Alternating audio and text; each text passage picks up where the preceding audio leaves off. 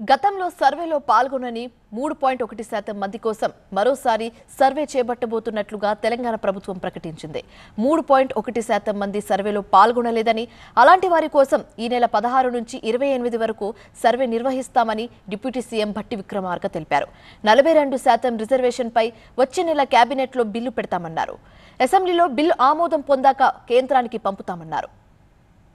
ఆ మిగిలిపోయినటువంటి 3.1% ఏ house holds ఎన్యూమరేషన్లోకి రాకుండా ఉన్నటువంటి వాళ్ళు ఈరోజు మేము ఇస్తామని ముందుకు వస్తూ ఉన్నారు. కాబట్టి వారి కోసం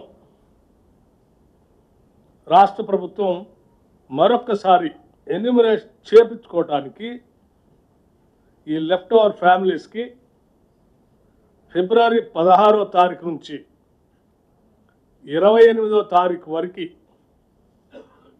ఒక అవకాశం ఇవ్వాలని చెప్పి నిర్ణయం చేసింది. మండల వారీగా, డివిజన్ వారీగా గతంలో ఏ రకంగా అయితే ఎన్యూమరేషన్ చేశామో ఆయా మండలాల్లో ఆ మండల్ డెవలప్మెంట్ అధికారి దగ్గర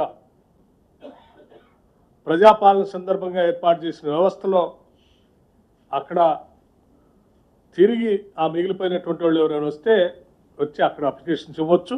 అట్లాగే ఆన్లైన్లో కూడా దీన్ని ఉంచుతూ ఉన్నాం. 42% రిజర్వేషన్ ఇవ్వటం కోసం మార్చి మొదటి వారంలో క్యాబినెట్లో తీర్మానం చేసి శాసనసభలో బిల్లు పెట్టి బిల్లుని పాస్ చేసి కొన్ని దశాబ్దాలుగా ఈ రాష్ట్రంలో ఎదురు చూస్తున్నటువంటి బలహీన వర్గాలకి చట్టరూపంగా ఒక చట్టబద్ధతను కల్పించడం కోసం నిర్ణయం తీసుకోవటం జరిగిందని ఈ సందర్భంగా మీ అందరికీ తెలియజేస్తూ ఉన్నాం.